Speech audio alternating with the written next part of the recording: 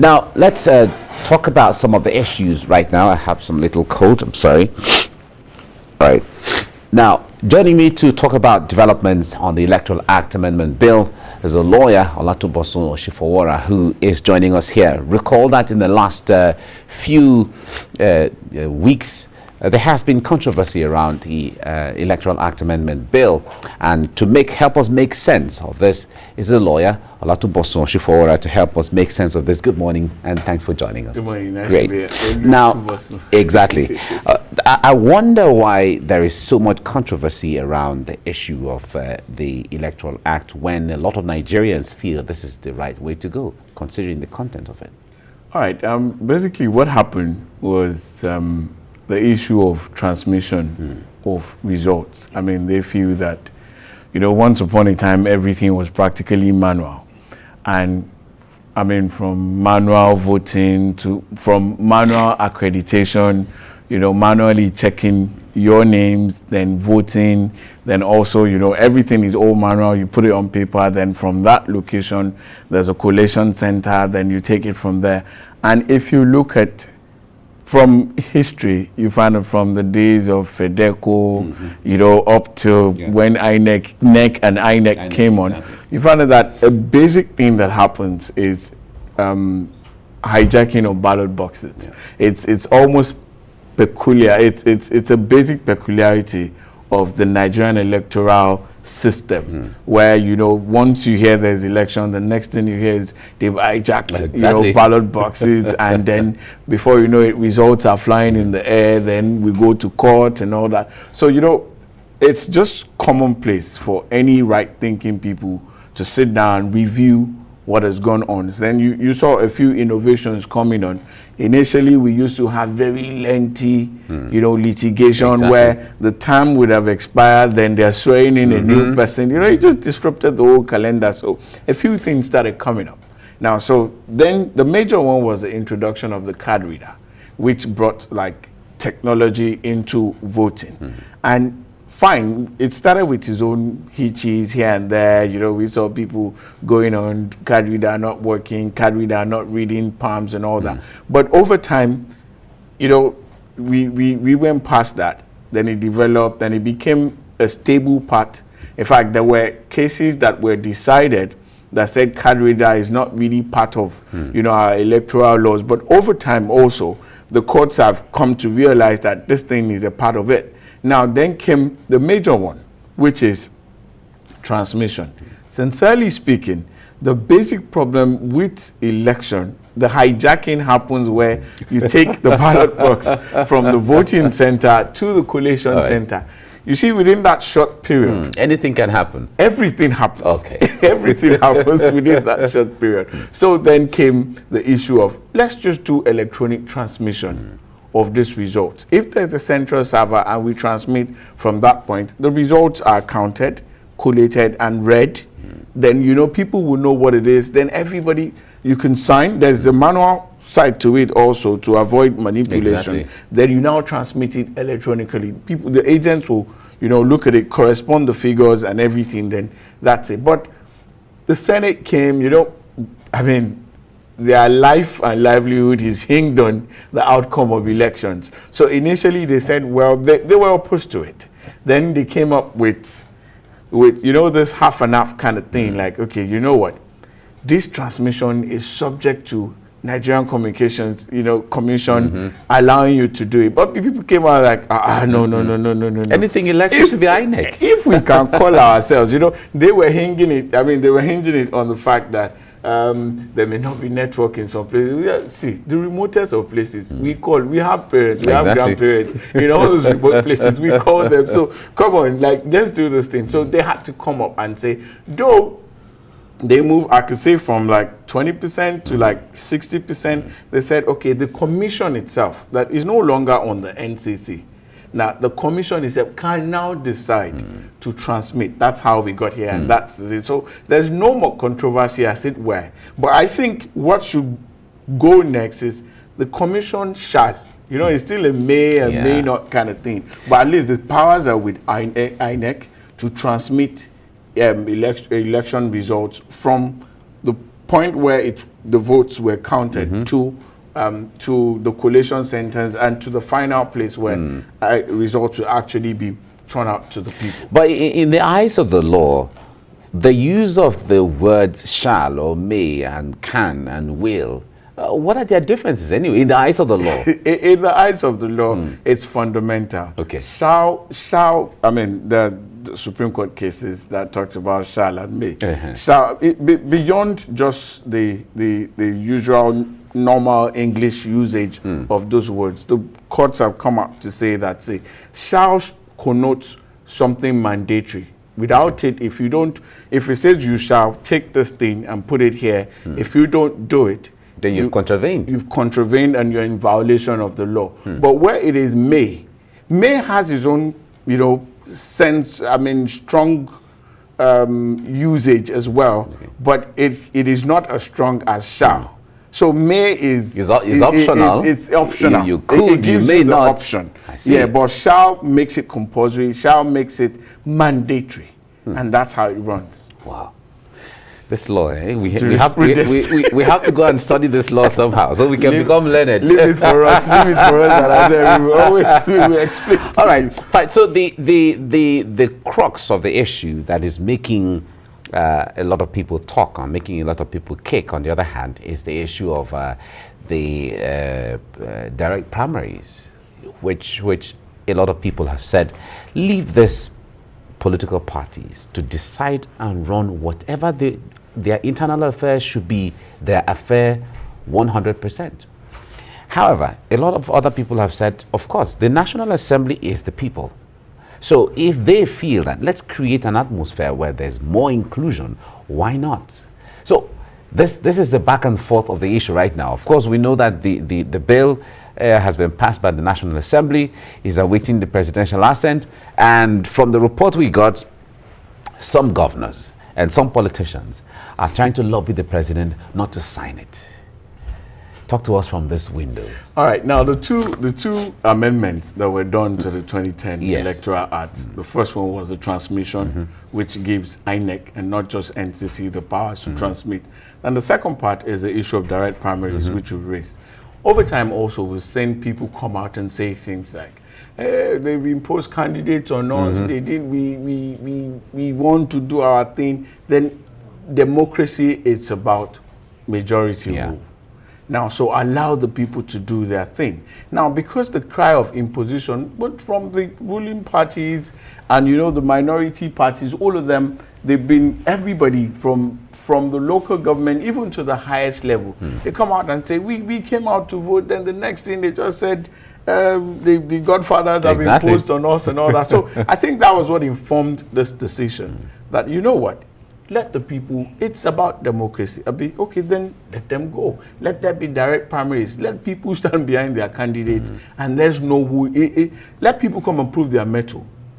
Let them stand and let it be done directly. Let's say it. Because direct primary basically has to do with, it's like an open thing. Let it be done, let it be seen. Let it not be something that, okay, you just sat in one sitting room, the biggest man's sitting room, then wrote down names and all that. And we've seen agitations over time. So I think it's a positive development. It's one of the best things that's happened to us. If you leave parties to do their thing, I mean, we're Nigerians now, and we know how we run our shows. So it's best you enshrine it, put it in the laws, put it in black and white. Parties should come up with direct primaries. Then let it be on record. And you see, the thing is that where they don't do that, it vitiates the entire process that brought up the candidate. Now, so at the end of the day, it becomes a focal point when the thing goes to the tribunal. Because if the opposition can show that you didn't do direct primaries, we've seen that happen in some states where somebody who has gone home, I mean, relishing the fact that he's lost election is just called upon that. It didn't happen well here.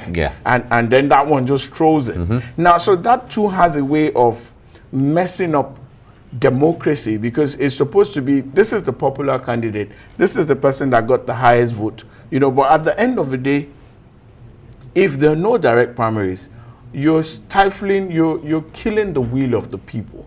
So let the people decide, let the people come up and say, this is how we want our thing, then let the candidates who feel they are strong enough, let them stand it. Let the direct primaries go, and then everybody will be fine. So then democracy, I mean, then at the end of the day, we would have built our democracy to that point where we know that, okay, yes, it's actually the majority that is ruling.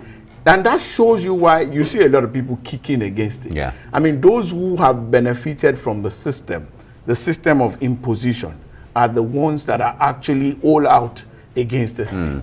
The other argument for them, for some of them, from the reasons they give, is the issue of the cost of conducting a direct primary election, where it is almost as good as the general election itself, because almost everybody is coming out to vote for whoever they want at the level of the primaries. So the argument too is that if we have that kind of a situation, then there could also be the issue of thuggery, there could also be the issue of violence, you know, and chaos at the primary level before you even get to the main election. The question is, which is costlier? Denying the people their right, or getting the funds to actually do what is right?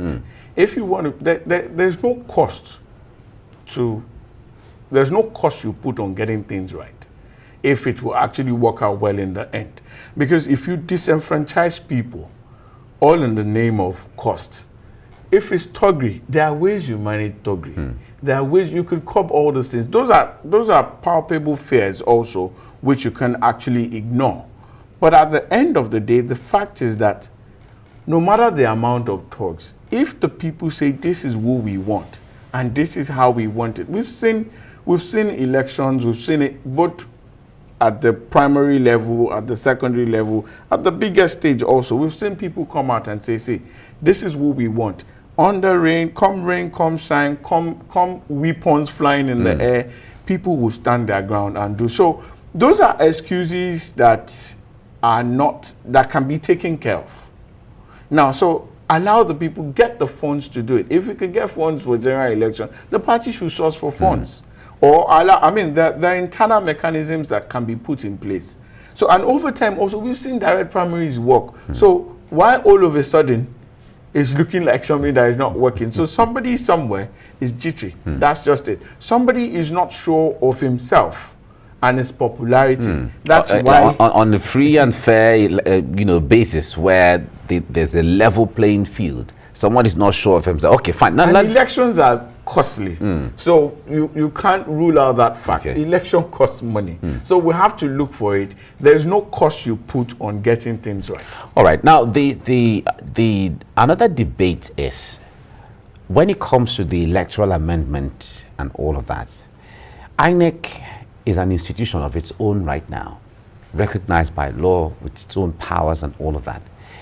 Now, when it comes to improving on the operation of INEC, why do we always have to go back to the National Assembly, to amend the powers of the INEC to do this or do that regarding election? Because some people are saying, of course, INEC should just ensure that the administrative, the process, the operational, take control. When it's time to upgrade your capacity or upgrade your process and all of that, go ahead, you already have the powers, especially when it comes to the issue of diaspora voting, or so many of these issues. And actually just go ahead when they want to go ahead.